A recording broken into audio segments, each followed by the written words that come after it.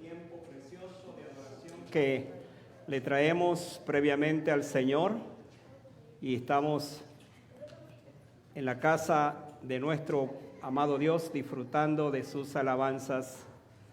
Gracias, hermano. Gracias por este tiempo. Mientras nuestros niños van a sus lugares, van a ser atendidos por sus maestras o sus maestros, vamos nosotros a abrir nuestras Biblias. Y hoy vamos a terminar la serie de sermones que he venido tratando acerca de las pruebas de la salvación. ¿Por qué creo que soy salvo? Y hoy precisamente vamos a cerrar este tiempo con este tema, las cosas seguras de un cristiano. ¿Cuáles son esas cosas seguras?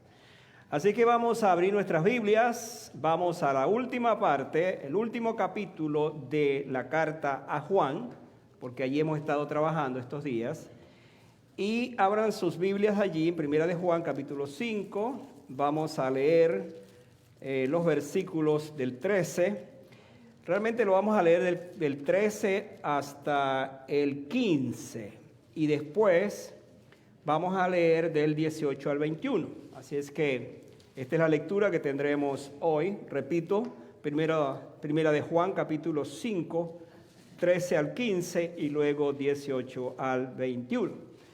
Nos ponemos de pie y leemos la palabra del Señor, ¿verdad? Y allí nos concentramos en lo que vamos a hacer. Quiero asegurarme de que usted está leyendo la Biblia, quiero asegurarme de que usted trajo su Biblia, y si no, pues busque a alguien que la tenga y allí lea la palabra del Señor, allí conmigo, en Primera de Juan, capítulo 5, los versículos 13, ¿verdad? Dijimos. Vamos a leer al unísono esos tres primeros versículos, del 13 al 15. Yo voy a leer los próximos. Leamos entonces juntos. Estas cosas os he escrito a vosotros que creéis en el nombre del Hijo de Dios, para que sepáis que tenéis vida eterna y para que creáis en el nombre del Hijo de Dios. Y esta es la confianza que tenemos en Él, que si pedimos alguna cosa conforme a su voluntad, Él nos oye. Y si sabemos que Él nos oye en cualquier cosa que pidamos, sabemos que tenemos las peticiones que le hayamos hecho. Ahora leo el versículo 18, dice, sabemos, otra vez esta palabra, sabemos que todo aquel que ha nacido de Dios no practica el pecado, pues aquel que fue engendrado por Dios le guarda y el maligno no le toca. Sabemos, otra vez la palabra, que somos de Dios y el mundo entero está bajo el maligno, pero sabemos que el Hijo de Dios ha venido y nos ha dado entendimiento para conocer al que es verdadero, y estamos en el verdadero, en su Hijo Jesucristo. Este es el verdadero Dios y la vida eterna. Hijitos, guardaos de los ídolos. Y así termina Juan su carta. Amén. Vamos a orar, hermano. Vamos a pedir que el Señor nos guíe en esta tarde a entender la palabra del Señor. Quiero animarle a orar de esta manera en su corazón, de dos formas. Primero, si usted es un hijo de Dios, ore para que el Señor esta mañana le revele con absoluta claridad por qué usted es salvo. Muchas veces hay dudas acerca de esto, hay situaciones en la vida que nos enfrentamos a ellas y a veces dudamos incluso de la salvación. Si usted no es un hijo de Dios, si no es un creyente, si no ha conocido a Él como su Salvador, entonces le invito para que usted allí en su corazón se disponga a escuchar esta palabra. Y allí le pida a Dios, diga, Dios, yo necesito esta tarde saber, el pastor va a hablar acerca de esto, quiero saber realmente las razones por las cuales soy salvo o puedo ser salvo, si no lo he sido todavía. Entonces allí cierre sus ojos por un momento y ore conmigo en la intimidad de su corazón, hable con Dios, hable con Dios. No hable con otros, sino hable con Dios, allí en su corazón, y dígale allí, Padre, gracias por este tiempo, gracias por la oportunidad que me das de estar en esta casa, en este lugar, en este templo. Me trajiste aquí hoy con un propósito. He cantado a un Dios que es todopoderoso, pero quiero verlo como una realidad en mi vida. En esta tarde voy a escuchar esta palabra que habla acerca de las cosas seguras de un cristiano. Quiero saber, Señor, si realmente soy un hijo de Dios. Quiero saber si soy salvo. Y si no soy salvo, que esta tarde sea el tiempo precioso para tomar la decisión más trascendente de mi vida, la de aceptar a Jesucristo como mi único y salvador personal. Te doy gracias por esta palabra que ya hemos leído y que ahora la vamos a usar para nuestra meditación. En el nombre de Jesús oramos. Amén. Muy bien, pueden sentarse. Muchas gracias, hermanos. Bienvenidos los que han llegado. Qué bueno es verles a este grupo de hermanos acá en la casa del Señor, los que siguen llegando, y bienvenidos los que nos están escuchando, que no están con nosotros, nos están escuchando también en otras partes, por nuestras redes sociales. Siempre es un gozo poder estar o llegar ante ustedes con la palabra del Señor. Qué bendición hacer esto. Creo que no hay privilegio más grande para un hombre en la tierra que predicar, exponer, traer la palabra del Señor, y esa es una de las responsabilidades de todo aquel que ha sido llamado por Dios precisamente como pastor para hacer este trabajo. La primera carta de Juan fue escrita para darle al creyente la certeza de su salvación. Escuche esto porque ha sido el corazón de lo que he querido decir durante todo este tiempo. Ha sido escrita para darle la certeza, la convicción irrefutable de que usted es un hijo de Dios. Hemos tratado varios temas durante este tiempo que nos han ayudado a entender, espero que sí, a entender entonces por qué yo soy un hijo de Dios. En 5 capítulos Juan nos muestra quién es un auténtico cristiano y sus notables características como alguien que ha nacido de Dios. La salvación de un creyente no es dada por una decisión solamente de levantar la mano o hacer una oración. La decisión o la salvación de un creyente, de un cristiano, de un hijo de Dios, simplemente es el acto mediante el cual yo me arrepentí de mis pecados un momento. En algún momento de mi vida me arrepentí de mis pecados, reconocí que era pecador y en consecuencia me vine, por supuesto, a entregarle mi corazón al Señor. Un verdadero creyente no vuelve a la vida de donde salió. Esta es una de las señales, de las características de que soy un hijo de Dios. No regresa otra vez a esa vida pasada, por cuanto ahora tiene una vida nueva y se goza en esa vida nueva. La conversión verdadera es el resultado de la obra regeneradora del Espíritu Santo. Esa obra tiene que ser del Espíritu Santo, no puede ser otra manera. Si el Espíritu Santo no redarguye tu corazón, no inquieta tu corazón para que conozcas a Jesucristo, entonces tú no puedes ser salvo. De allí la necesidad, la importancia de que sea el Espíritu Santo el que haga esta obra. Es entonces una obra sobrenatural de Dios cuando cambia la mente y el corazón de un hombre que es pecador. Por lo tanto, la salvación no solo es un cambio de opinión, escuche, sino un cambio de corazón. No es un cambio de religión, sino un cambio de relación. No es un cambio de iglesia, sino un cambio para ser un ciudadano del cielo. La salvación, de acuerdo al profeta Ezequiel, por allá en Ezequiel 36:26, es Dios quitando el corazón endurecido, el corazón de piedra, y poniendo un corazón de carne. Eso es un corazón sensible. Eso lo dice el profeta cuando habla de que en los postreros días Él iba a poner, en la profecía dice, Él iba a poner en nuestras vidas, en nuestros corazones, un corazón nuevo, como resultado de esa presencia poderosa del Señor en nuestras vidas. La salvación es hacer morir al hombre viejo y viciado para vestirlo con el vestido de la santidad. Me encanta esa frase. Es quitar a ese hombre viejo y ahora ponerle un vestido que se conoce como la santidad. Una señal de la salvación será entonces ver a esa persona caminar, pero caminar bien, caminar rectamente, caminar como una persona que ha sido cambiada, una persona nueva. ¿Qué estoy diciendo con esto? Ya esa vida ha sido transformada. La forma como hablaba tiene que ser diferente. La forma como pensaba tiene que ser diferente. Las cosas en las cuales andaba tienen que ser diferentes porque él es ahora un hijo de Dios. Yo quiero decirles lo siguiente, que a lo mejor nunca habían pensado en esto. Y decir esta pregunta: ¿sabía usted que la obra de la salvación es más grande que la creación? Voy a repetir esto. ¿Sabía usted que la obra de la salvación ha sido más grande que la creación? Voy a explicar por qué esto. El mundo fue creado de la nada. La Biblia dice, y sea la luz, y fue la luz. Y así fue todo. Simplemente con una palabra, la palabra fue creando y creando, pero todo de la nada.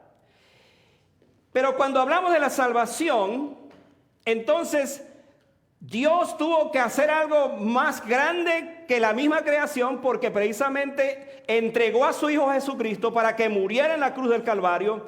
La razón por la cual vino la creación, que es la palabra Jesucristo, entonces se hizo carne y Él vino precisamente para morir por nosotros, para darnos salvación. Entonces, en ese sentido, la salvación aún es más grande que la creación. Y esto es interesante porque esta creación va a desaparecer, pero la creación que está haciendo Jesucristo en nuestros corazones por medio de la salvación permanece para siempre, cuyo resultado final será estar con Él para siempre en el cielo. Entonces, hermanos, esto tiene que llenarnos de gozo, de entusiasmo al pensar que aún esta creación que vemos, esta creación que gime, esta creación que espera redención, se va a acabar. Pero hay una creación que permanece para siempre, y es la nueva creación que tenemos ahora en Jesucristo. ¿Sabía usted eso? Entonces vamos a hablar hoy de este tema, vamos a tocar este tema, y le invito pues para que usted se ubique en su palabra, en la Biblia. Allí abra su Biblia, manténgase allí, porque quiero llevarle paso por paso esta tarde para que entendamos las cosas seguras. ¿Cuáles son esas cosas seguras que yo debo saber como cristiano? Si es que soy cristiano, y si no soy, entonces ¿cuáles son esas cosas que yo debo saber? Vean el versículo 13. El versículo 13, lo primero que sabemos es que tenemos vida eterna. Mire lo que dice el versículo. Estas cosas os he escrito a vosotros que creéis en el nombre del Hijo de Dios. ¿Para qué? Para que sepáis. ¿Qué vamos a saber? Que tenemos vida eterna. Y para que creáis en el nombre del Hijo de Dios.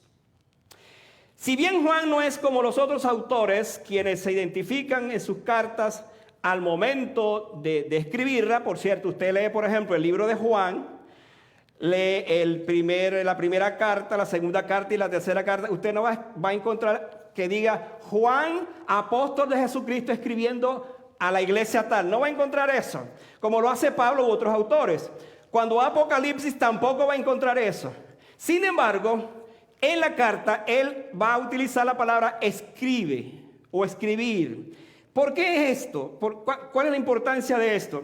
En el capítulo 1, versículo 4, él dice: os escribo para que vuestro gozo sea cumplido. La primera verdad que aparece ahí. Os escribo ¿para qué? Para que vuestro gozo sea cumplido.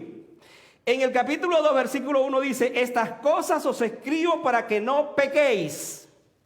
Y luego en el mismo capítulo 2, los versículos 12 al 14, escuchen eso, especialmente los jóvenes que tenemos hoy. Miren lo que él dice: os escribo a vosotros, hijitos, porque vuestros pecados han sido perdonados por su nombre. Os escribo a vosotros, padres, porque conocéis al que es desde el principio.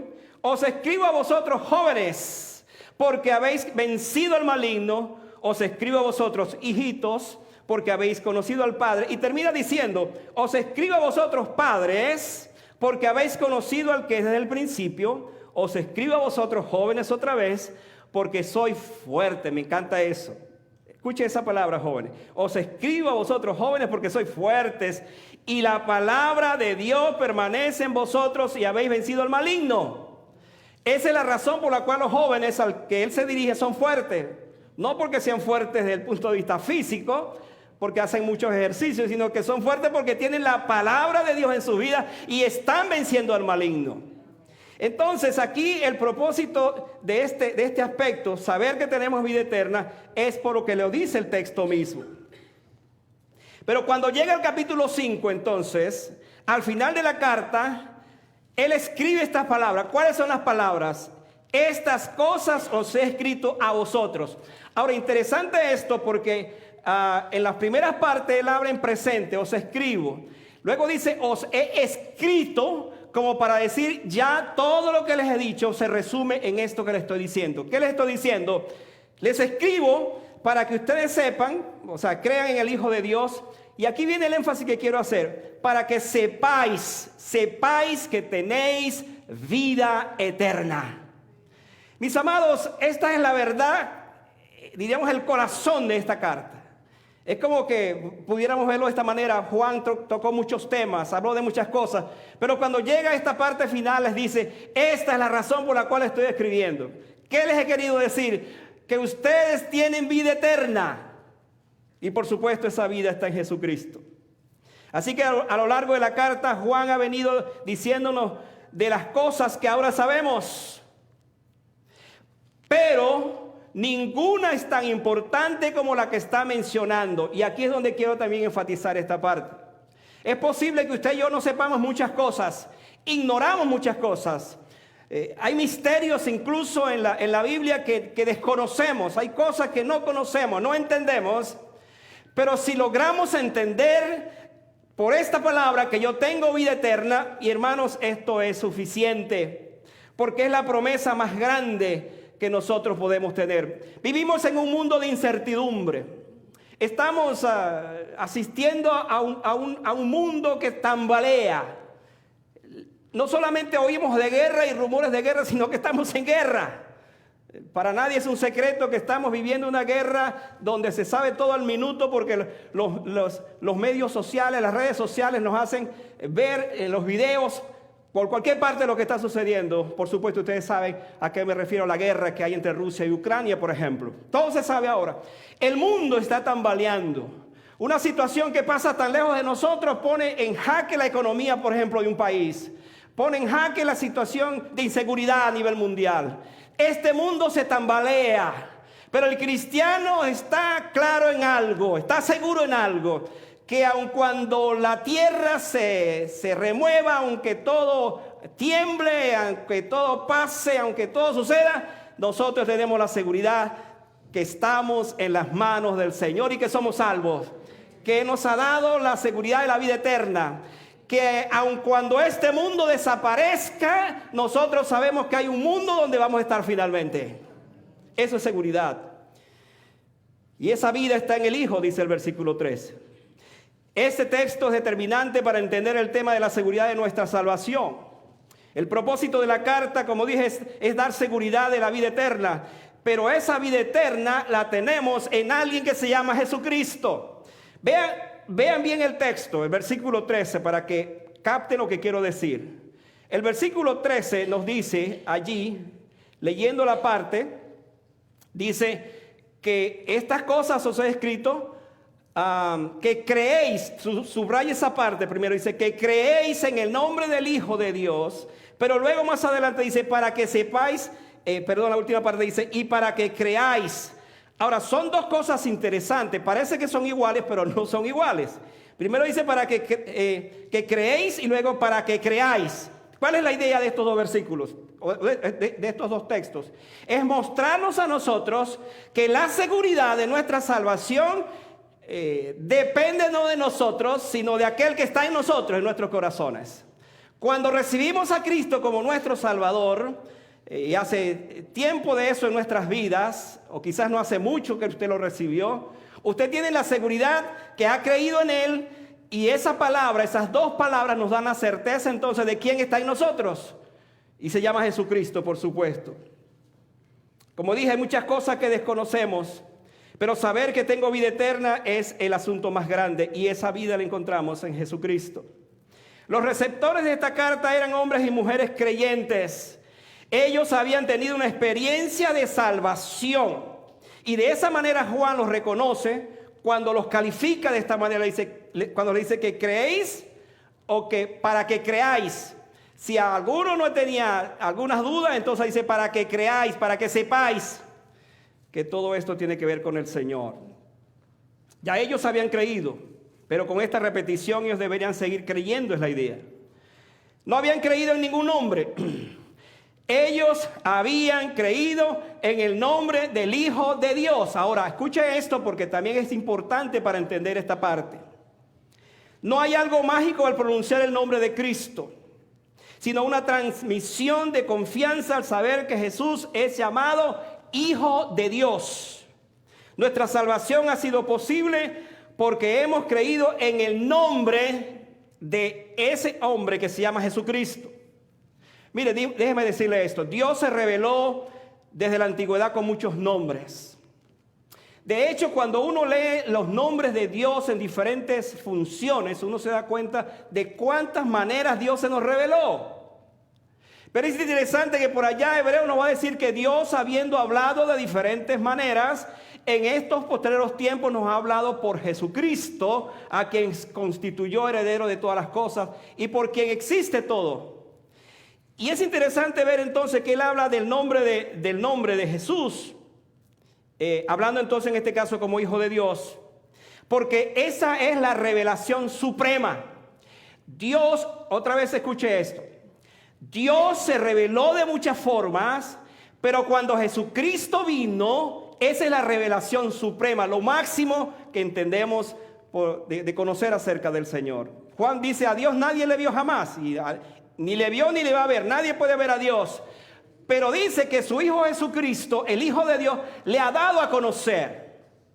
Por lo tanto, nosotros hemos conocido a Jesucristo como el Hijo de Dios, y esto nos da la certeza de que estamos en el verdadero y que estamos siguiendo a Jesucristo, y esto nos da la certeza de que somos hijos de Dios, que somos salvos, que tenemos la vida eterna.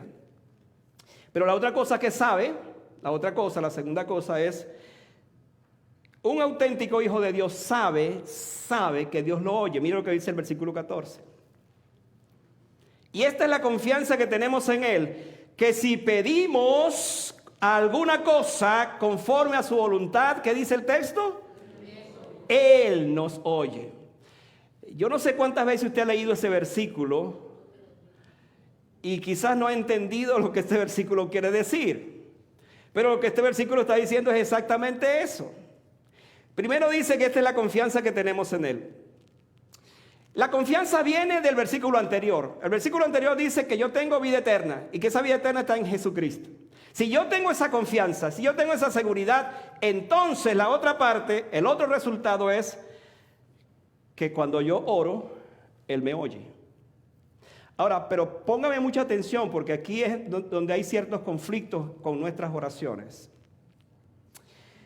Otro asunto de la seguridad de nuestra salvación es la que tiene que ver con nuestras oraciones. La confianza en nuestro Dios viene como resultado de esa misma confianza de la salvación. Lo arriba expuesto produce una gran confianza al momento de pedirle algo al Señor. ¿Por qué decimos esto? Porque los cristianos genuinos, los verdaderos cristianos, los que han nacido de nuevo, saben cuál es el destino de sus oraciones. Saben que sus oraciones no están siendo presentadas a algo etéreo, a algo vacío, a algo que no tiene sentido. Sus oraciones están siendo dirigidas, en este caso, a alguien, y ese alguien se llama Dios. La experiencia de la salvación me pone en comunión íntima con Él. El creyente entonces posee una confianza determinada en Dios, como el niño tiene su confianza en su padre. Me encanta esa figura. Piensa en un bebé, un niño apenas de 1 año, 2 años. Él sabe lo que significa su papá o su mamá. Y cuando él se abandona en los brazos de su papá, en este caso simplemente está reconociendo con eso que él es su papá. Y que el papá le transmite una gran confianza al momento, por supuesto, de estar con él. Para el creyente entonces, el destinatario de sus oraciones es Dios. Pero quiero que usted piense en esto, es Dios. ¿Y quién es ese Dios? Pues es el Dios creador del cielo y de la tierra, el Dios que gobierna el universo. A ese Dios dirijo mi oración. Y pareciera como poca cosa que yo, siendo una criatura tan insignificante, un hombre, una mujer, un joven que esté orando a ese Dios tan grande, pareciera insignificante. Pero ¿sabe qué? Dios nos oye. Ese Dios tan grande y poderoso nos oye, y esta es la confianza que tenemos en Él. Esta es una prueba de que yo soy salvo al saber entonces que Él me oye, que oye mi oración. Y es todo lo contrario entonces a aquellos dioses, como dice por allá el salmista, el Salmo 115, cuando él cuestionaba los dioses que Israel también estaba siguiendo. Él decía que los ídolos de ellos son plata y oro, obra de manos de hombre. Tienen boca, mas no hablan. Tienen ojos, mas no ven. Orejas tienen, mas no oyen. Tienen narices, mas no huelen. Manos tienen, mas no palpan. Tienen pies, mas no andan. Y no hablan con su garganta. Esa es la realidad de los ídolos, de los dioses de este mundo, que aun cuando usted ore a ellos, no le van a escuchar. ¿Por qué no le van a escuchar? Porque no tienen oído. ¿Por qué no le van a atender sus necesidades? Porque no pueden abrazarlo y decirle las cosas que usted está pasando. El único que sabe esto, el único que conoce esto, se llama Dios. Es ese Dios personal. Y ese es el Dios al cual usted se dirige. Entonces, además de eso, sabemos que tenemos las peticiones. Mira lo que dice el versículo 15. Y si sabemos que Él nos oye en cualquier cosa que le pidamos, entonces, ¿qué pasa? Sabemos que tenemos las peticiones que le hemos hecho. Ahora, esta es una seguridad, hermano, extraordinaria. Tan maravilloso es saber entonces que cuando lloro ese Padre me escucha, pero además de eso, Él me responde. Ahora, aquí viene un problema. De repente dice, sí, pastor, pero yo le estoy pidiendo tanto tiempo a Dios que me ayude en esto y no veo nada. Pues déjeme decirle esto. Dios sí le ha oído, pero si no le ha respondido es porque ni le conviene eso, sino que le está diciendo, además, tengo algo mejor para ti cuando venga con mi respuesta. Pero usted debe tener la seguridad que Dios le oye porque usted ha puesto su confianza de Él de esa manera. Entonces, aquí vemos a un Juan hablándonos. Interesante que Juan, me llamó mucho la atención estudiando esta semana a Juan, en el sentido de que uno ve a Juan de repente como su escritura muy curiosa, la repetición de algunas palabras, la repetición de ideas, y pareciera como un escritor como que muy simple, muy sencillo, pero la verdad es otra. Primero es muy académico. Él heredó la cultura griega en su ponencia, en sus escritos, y por lo tanto fue un escritor muy versátil en todo lo que hizo. Y aquí nos habla precisamente de eso, que la oración entonces, que Dios contesta, el mismo Juan la va a responder, primero tiene que ser asignada conforme a su voluntad. ¿Cuál es el problema muchas veces en nuestras oraciones? ¿Por qué nuestras oraciones no tienen respuesta? Porque no son hechas conforme a la voluntad del Señor. ¿Se acuerdan que esta semana en los estudios devocionales en Santiago yo estuve analizando uno de los textos que dice, pedís y no recibís porque pedís mal? Pero también dice, no tenéis lo que queréis porque no lo pedís. Entonces hay allí como una contradicción, pero no hay contradicción, sino que muchas veces nuestras oraciones están cargadas de otras cosas, pero no realmente de la voluntad del Señor. Y es allí donde tenemos que trabajar. ¿Sabía usted que Jesucristo, el Hijo de Dios, oró 3 veces y el Padre no le contestó? Y si uno siempre dice, bueno, el Padre no le contestó, ¿realmente el Padre no le contestó? No, el Padre sí le contestó, pero Él en ese momento, por la situación que estaba viviendo como hombre, su agonía era tan grande que no podía entender cómo mi Padre Celestial me ha abandonado. No, el Padre en ese sentido estaba con Él. Lo que pasa es que era la voluntad de Dios que Él hiciera eso. Ahora, aquí hay algo, hermanos, que es sublime, maravilloso, extraordinario, que nosotros debemos entender. Si Dios hizo eso con su Hijo, el no escuchar aquella oración 3 veces, Padre, si es posible, pasa de mí esta copa, pero no se haga mi voluntad sino la tuya. Si Dios no respondió de esa manera a Él, tiene usted que saber, hermano, y tengo yo que saber, que cuando oro y si Dios no me escucha, en ese momento es porque Dios tiene algo más grande todavía. En el caso de Jesucristo, era la voluntad del Padre que muriera. ¿Por qué? Porque si no, nosotros no estuviéramos hoy aquí. Si Jesucristo no hubiese muerto, ni tú ni yo estuviéramos aquí. Si Jesucristo no hubiese muerto, nosotros estaríamos condenados para siempre para vivir en el infierno eternamente. Pero porque Cristo murió, el Padre no le escuchó en ese momento. Entonces, ahora nosotros adoramos a Cristo, lo magnificamos, lo glorificamos, lo reconocemos como nuestro bendito Salvador personal. Amén. Gloria a Dios por eso. Pero también, en tercer lugar, sabe de su lucha con el pecado. La otra cosa que sabe un hijo de Dios, un creyente, es su lucha que tiene contra el pecado. Mira lo que dice el versículo 18. Sabemos que todo aquel que ha nacido de Dios no practica el pecado, pues aquel que fue engendrado por Dios le guarda y el maligno no le toca. Quiero que me siga muy de cerca en esto que voy a explicar, hermanos, porque aquí hay algo que nos va a tocar muy de cerca a todos nosotros. Una cosa sabe el creyente. En el momento cuando recibió a Cristo, todos sus pecados fueron perdonados. Escuche esto, afírmelo en su corazón. Cuando usted recibió a Cristo, todos sus pecados fueron perdonados. Los de ayer, los de hoy y los de mañana. Todos fueron perdonados. Sin embargo, aquí viene el asunto. Tenemos todavía nosotros una naturaleza que no ha sido redimida. Una naturaleza pecaminosa. Una condición natural que nos invita constantemente a pecar. Y en esto se une la carne, se une la sensualidad del mundo y se une Satanás, por supuesto. Y de alguna otra manera, aun cuando yo soy un hijo de Dios, aun cuando soy un creyente, aun cuando tengo la seguridad de mi salvación, eso no significa que no puede venir una tentación y me seduce a hacer cosas de las cuales no quiero hacer. Entonces aquí entra el apóstol Juan y dice, todo aquel que es nacido de Dios no practica el pecado. Entonces, ¿de qué nos está hablando Juan? Nos está diciendo que ahora por cuanto yo soy un hijo de Dios, yo no me gozo en las cosas que antes me gozaba. Yo no sigo participando de ese mundo de donde el Señor me sacó. Puede ser que por mi propia naturaleza, mi propia condición, le fallo al Señor en un momento. Hoy decíamos en la clase para los nuevos miembros, nuevos que voy a bautizar, le decíamos eso. La realidad es primera de Juan 1:9. Si confesamos nuestros pecados, Dios, Él es fiel y justo para perdonar nuestros pecados y limpiarnos de toda maldad.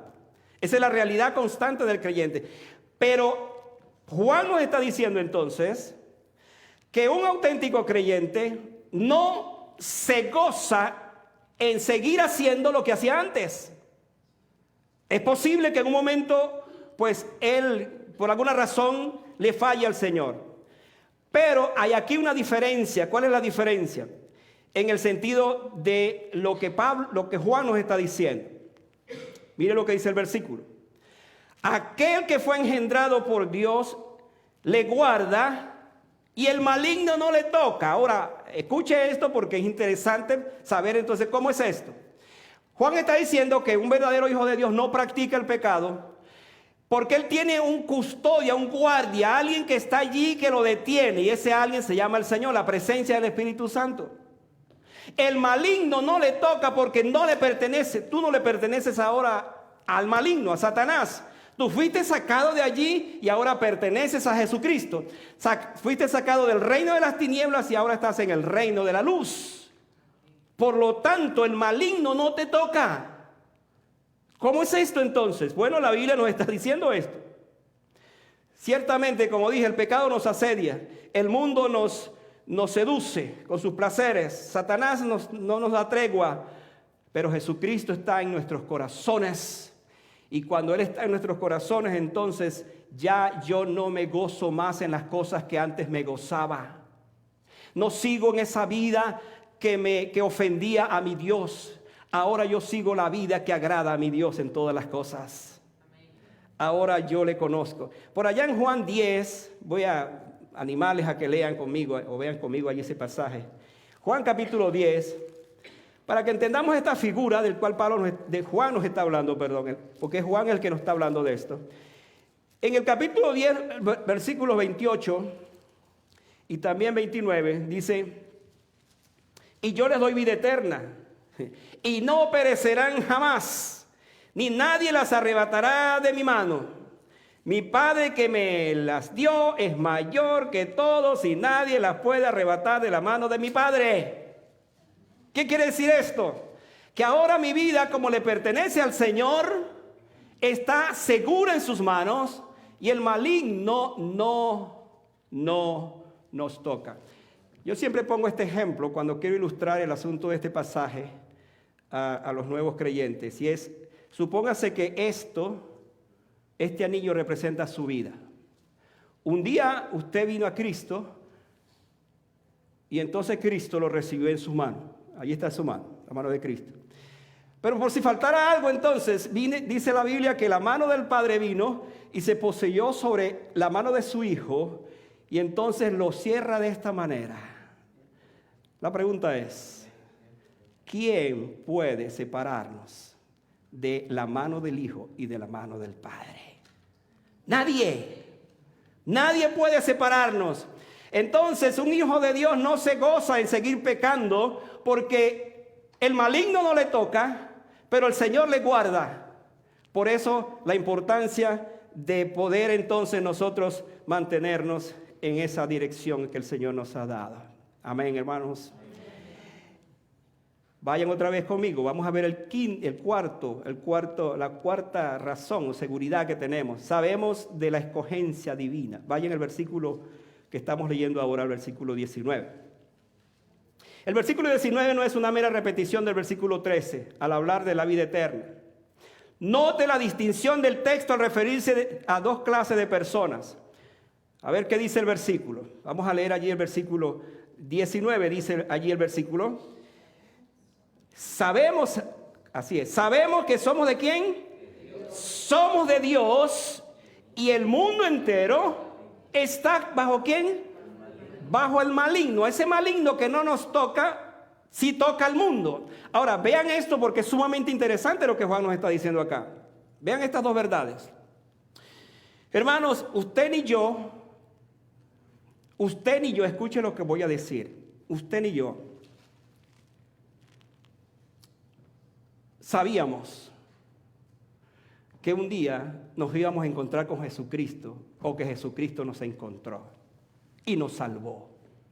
Y ahora nosotros nos contamos como los que somos del Señor, como dice el texto. Juan enfatiza esto, sabemos que somos de Dios. Él se mete en el grupo, por supuesto. Sabemos que somos de Dios. Él reconoce que le pertenece a Dios, que ya su vida no le pertenece al maligno, sino a Dios. Pero la otra parte es, que él dice es, pero el mundo está bajo el maligno. Yo esta semana leía este texto y decía, Señor, ¿cómo entender esto? ¿Cómo entender tu gracia que se derramó en nuestros corazones, pero a la vez afirmar que hay un mundo que no te conoce? ¿Cuánta gente conoce realmente a Jesucristo en esta vida? Vamos a hablar en términos así. El porcentaje no es muy alto, pero el porcentaje del mundo que sigue y que está bajo el maligno, bajo Satanás, es muy grande. Esto entonces plantea un reto grande. Alguien lo afirmó así. Es un verbo extraño, dice, que pudiera señalar a la impotencia del mundo que marcha al compás de Satanás. El mundo está impotente porque Satanás los ha agarrado de tal manera que los tiene allí. Por eso es que cuando usted y yo salimos de ese mundo, no fue fácil. No es fácil porque Satanás tiene el mundo atado de tal manera, subyugado, esclavizado, que cuesta salir de sus garras.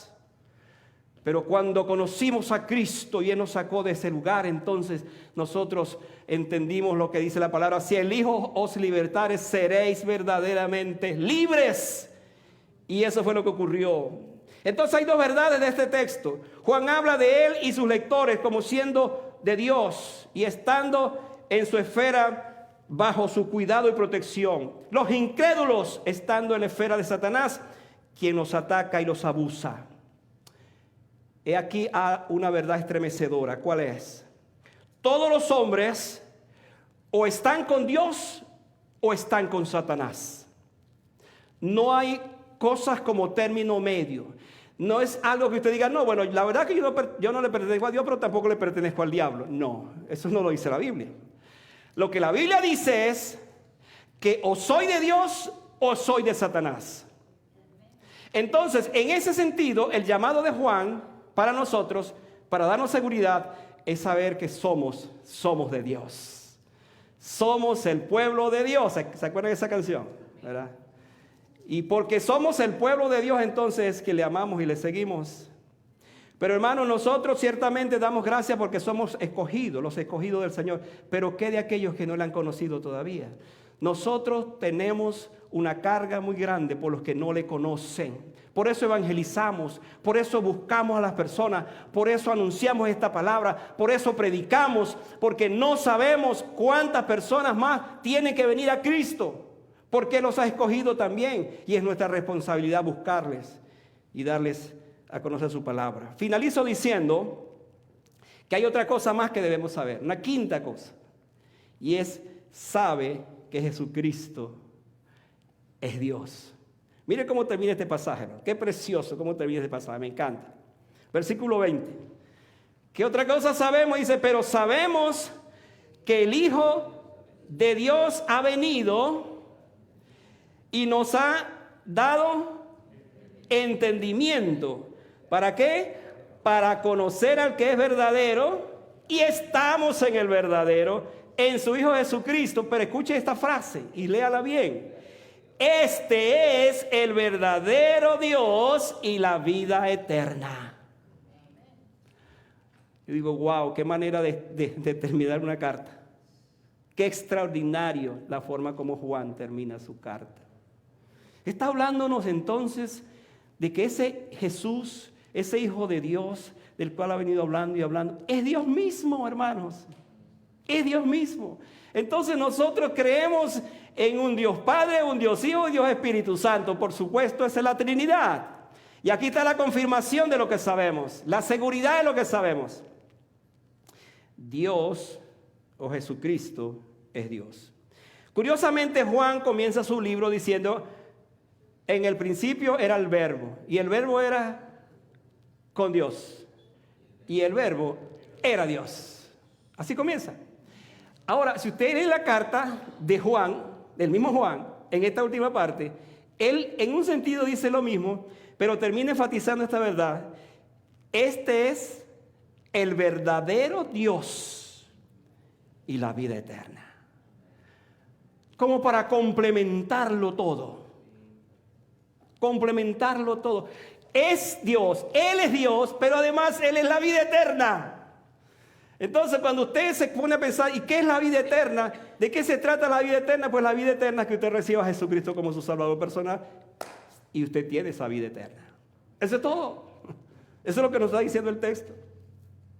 Toda la teología de Juan apunta a Cristo siendo uno con el Padre. En este último versículo, él repite eso. Pero sabemos, pero sabemos, pero sabemos. ¿Qué es lo que sabemos entonces? Sabemos dos o tres cosas para ir finalizando con esto. Primero, sabemos del cumplimiento profético de la vida, de la venida del Hijo de Dios. Cumplimiento profético. ¿Cuál fue ese cumplimiento profético? Pues que cuando llegó el cumplimiento del tiempo, Dios envió a su Hijo nacido de mujer, nacido de una virgen, y por supuesto, conocimos a Jesucristo como el Mesías. No podíamos tener un regalo mejor de Dios. Sabemos del conocimiento dado a través de la palabra para entender lo que es el verdadero. Y ese verdadero del cual Juan habla y lo repite, ese verdadero es Jesucristo, el Hijo de Dios.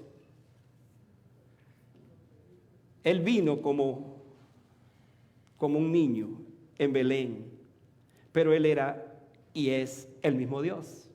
Emmanuel significa Dios con nosotros. Se encarnó el Verbo, Dios con nosotros. Qué privilegio nos ha dado el Señor. Ciertamente hay muchas cosas que desconocemos, pero saber de Cristo como mi Dios verdadero, eso me basta y me da la seguridad de que soy salvo. Soy un hijo de Dios, porque le he conocido que Él es el verdadero. Hay muchos impostores, Hay muchos que se dicen que son hasta Cristos en esta tierra. Pero Juan nos dice que nosotros estamos en el verdadero, o sea que estamos en el que es real. Y ese que es real se llama Jesucristo, nuestro Señor. Permítame esta tarde cerrar mi sermón con una ilustración que fue real, que es real, que ha sido real. Y que nos ayuda a ver, hermanos, las cosas de las cuales nosotros sabemos que son ciertas y que son seguras. Nuestro tema, las cosas seguras de un cristiano. Déjeme darle esta historia.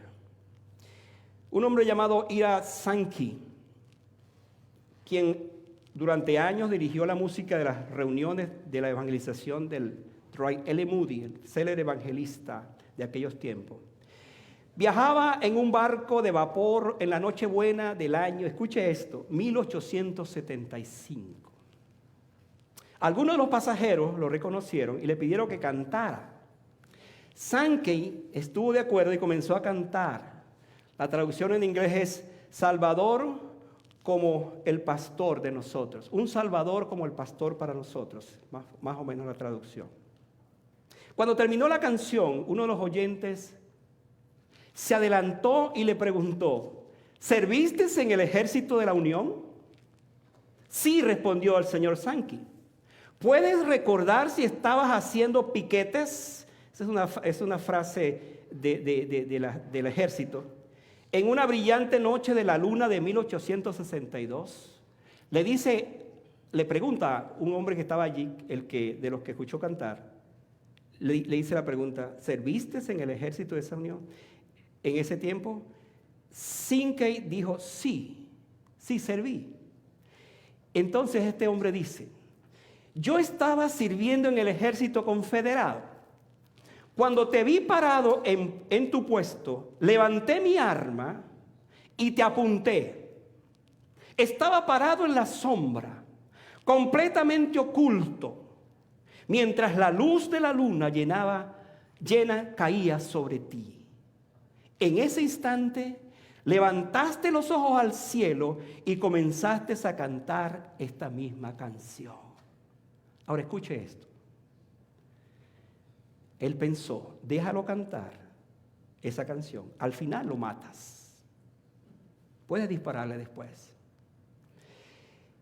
Él escuchó, el soldado que lo iba a matar, escuchó la canción. Y la canción decía, somos tuyos, hazte amigo de nosotros, sé el guardián de nuestros caminos, tú eres el Salvador. Dice que escuchó perfectamente las palabras, somos tuyos, hazte amigo de nosotros, sé el guardián de nuestro camino. Entonces dice que empezó a pensar en su infancia, en su niñez, y en su madre temerosa que cantaba exactamente la misma canción que cantó Sankey. Cuando terminaste, me fue imposible volver a apuntarte aquella noche. Y pensé, el Señor que puede salvar a este hombre de una muerte segura, ciertamente tiene que ser poderoso. El Dios que me impidió matar a Sankey tiene que ser un Dios poderoso. Y ese es nuestro Dios. Poderoso es nuestro Dios. Tenemos la seguridad de la salvación, una salvación eterna. Juan dijo, estas cosas os he escrito a vosotros que creéis en el nombre del Hijo de Dios, para que sepáis que tenéis vida eterna y para que creáis en el nombre del Hijo de Dios. Yo tengo que hacer dos preguntas esta tarde para orar. La primera es, ¿tienes tú esa seguridad de la vida eterna? Tienes que responder en tu corazón. La segunda pregunta es, ¿eres salvo? De igual manera tienes que responder en tu corazón. Otra vez, ¿tengo la seguridad de esa vida eterna del cual el pastor ha hablado hoy? ¿Soy salvo? Si yo muriera hoy, ¿a dónde iría? Pregunta que nos hacemos con frecuencia. Pues esta tarde usted no debe salir de este lugar sin haber respondido esas preguntas. La primera es la certeza, la convicción, la seguridad de que usted es un hijo o una hija de Dios. Y la segunda es que si no lo es, pues usted esta tarde debe recibir a Cristo en su corazón. Póngase de pie conmigo allí y vamos a orar al Señor. Donde usted esté, quiero decir. Y esta tarde le voy a animar a que ore en el silencio de su alma, en el silencio de su corazón, en la quietud de su espíritu. Pregúntese otra vez, ¿soy salvo? No le estoy preguntando si usted viene a la iglesia, no le estoy preguntando si usted hace buenas obras, no le estoy preguntando eso. Le estoy preguntando, ¿es usted salvo? ¿Tiene la seguridad de la salvación? ¿Siente que el Señor ha perdonado sus pecados? Entonces, si no está seguro de eso, ¿qué tal si esta tarde le dice en su corazón, sí, pastor, yo quiero tener esa seguridad? Porque yo no sé qué va a pasar con mi vida. Yo no sé qué va a suceder. Decía esta semana, utilizando la metáfora de la vida como la neblina que viene y desaparece. Así es la vida. La tenemos, pero de momento se nos va. Nacimos, fuimos jóvenes, somos adultos y ya se nos va. La pregunta es, ¿a dónde vas después de la muerte? ¿Qué te asegura? ¿Qué seguridad tienes después cuando ya no estés acá? Entonces, arregla eso esta tarde en tu corazón. ¿Cómo lo vas a hacer? Ora al Señor. Te voy a animar a que hagas esta oración conmigo, pero hazla de todo corazón, sinceramente. Otra vez, no te estoy hablando de que tú pertenezcas a una religión. Ya dije que no es eso. Dios no nos invita a ser parte de una religión. Nos ha invitado a ser parte de una relación, de una conexión con el Señor. Entonces recibe a Cristo esta tarde y ten esa seguridad de lo que es la vida eterna. Cierra tus ojos otra vez. Y vamos a hacer esto. Cuando tú termines de orar, si has sido bien sincero, sigue allí con los ojos cerrados, porque te voy a hacer otra pregunta. Todos vamos a tener nuestros ojos cerrados en este momento, todos. Y allí en tu corazón ora de esta manera. Señor, gracias porque esta tarde tú me has hablado a mi corazón. Tú me has hecho entender, oh Dios, por qué existe una vida eterna. Y esa vida eterna está en Jesucristo. Pero Señor, yo no tengo esa vida eterna todavía. Yo no tengo a Cristo como mi Salvador y mi Señor, absolutamente. Pero esta tarde, Señor, yo hago algo único, extraordinario en mi vida. Y es que me arrepiento de mis pecados, le doy media vuelta al mundo y ahora levanto mis ojos hacia Jesucristo para que Él sea mi Salvador y mi Señor. Te doy gracias por perdonar todos mis pecados, por hacerme tu hijo o tu hija esta tarde, por sacarme de las tinieblas y trasladarme al reino de la luz.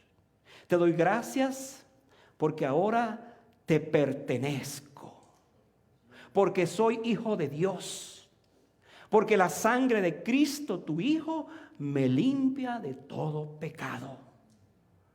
Yo te rindo a ti mi vida esta tarde, en el nombre de Jesús. Amén. Siga con sus ojos cerrados, 1 minuto más solamente. 1 minuto más. Yo soy el único que los voy a abrir a mis ojos. Si tú recibiste a Cristo como tu Salvador personal, allí donde estás ahora, levanta tu mano. Yo solamente voy a ver tu mano. Si tú recibiste a Cristo, Dios te bendiga, Dios te bendiga.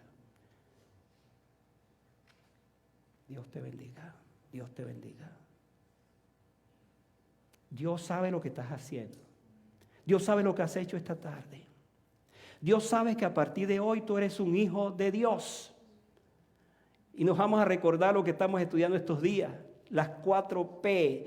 Tienes presencia de Cristo en tu vida. Tienes perdón de tus pecados. Eres un hijo de Dios, por lo tanto tienes poder y ahora tienes propósito para vivir. Que el Señor te bendiga. Ya vi tus manos levantadas. Sé quiénes las han levantado. Te vamos a ayudar en tu crecimiento espiritual. Te vamos a guiar por los caminos del Señor. Padre, gracias una vez más por esta tarde. Por la victoria que nos has dado esta tarde. Gloria sean dadas a tu nombre. Bendito seas tú para siempre.